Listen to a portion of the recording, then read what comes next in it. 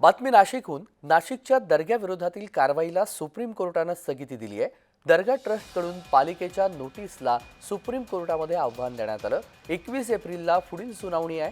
महापालिकेच्या भूमिकेकडे आता सर्वांचं लक्ष लागलंय। नाशिकच्या काटेगल्ली दर्गा अतिक्रमण प्रकरणी मनपाच्या कारवाईला सर्वोच्च न्यायालयानं स्थगिती दिली। महापालिकेनं बजावलेल्या नोटीसला दर्गा ट्रस्टनं सर्वोच्च न्यायालयामध्ये आव्हान दिलं। मनपाच्या नोटीस विरोधात उच्च न्यायालयाने याचिका दाखल करून घेतली नसल्याचा सुप्रीम कोर्टामध्ये दर्गा ट्रस्टकडून युक्तिवाद करण्यात आला। महापालिकेनं अतिक्रमण मोहीम राबवल्यानंतर सर्वोच्च न्यायालयामध्ये ही सुनावणी पार पडली।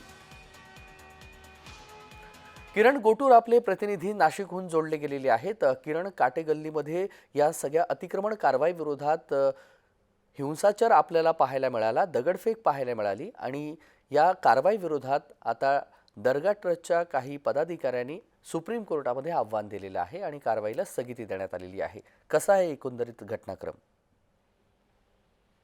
महत्वाची ही बातमी म्हणावी लागेल। काही दिवसांपूर्वी नाशिकच्या काटेगल्ली भागात असलेल्या या दर्गा संदर्भात अतिक्रमण कारवाई करण्याचा निर्णय प्रशासनाने घेतलेला होता आणि आधीच काही भाग अतिक्रमण जो होता तो दर्ग्याचा तो काढण्यात आलेला होता। 1 एप्रिलला या संदर्भात अजून नोटीस देण्यात आलं, उरलेला जो भाग आहे तो काढून घेण्यासाठी। आणि त्याच या सगळ्या कारवाई दरम्यान जो आहे तो हिंसाचार सुद्धा झाला, मोठ्या प्रमाणात हे दगडफेक हे झालेली होती। महापालिकेने नोटीस दिल्यानंतर दर्गा ट्रस्टच्या काही लोकांनी सुप्रीम कोर्टामध्ये याचिका दाखल केलेली होती आणि त्याच एकूणच याचिकेवरती काल हे सगळं कारवाई होत असताना सुनावणी झाली आणि त्या दरम्यान या सगळ्या या कारवाईला स्थगिती देण्याचे आदेश सुप्रीम कोर्टाने दिलेले आहेत आणि त्याच पद्धतीने उच्च न्यायालयाने या सगळ्या संदर्भात तातडीची सुनावणी का घेतली नाही अशाही पद्धतीचा खुलासा जो आहे तो उच्च न्यायालयाकडे सुप्रीम कोर्टाने मागितलेला आहे। त्यामुळे पुढील सुनावणी 21 तारखेला पार पडणार आहे। त्यामुळे महापालिका असेल किंवा उच्च न्यायालय या दोघं जण आपलं बाजू काय मांडतात हे बघणं महत्वाचं असणार आहे। पण तूर्त तरी या संपूर्ण कारवाईला स्थगिती देण्यात आलेली आहे।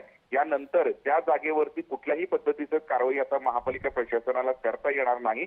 त्यामुळे दर्गा ट्रस्टला एक मोठा दिलासा मिळालेला आहे या सगळ्या या स्थगितीनंतर असं आपल्याला म्हणता येईल। अगदी धन्यवाद किरण, आपण दिलेल्या सविस्तर माहितीसाठी। बातमी संदर्भातले सविस्तर तपशील आपल्याकडून वेळोवेळी जाणून घेऊ।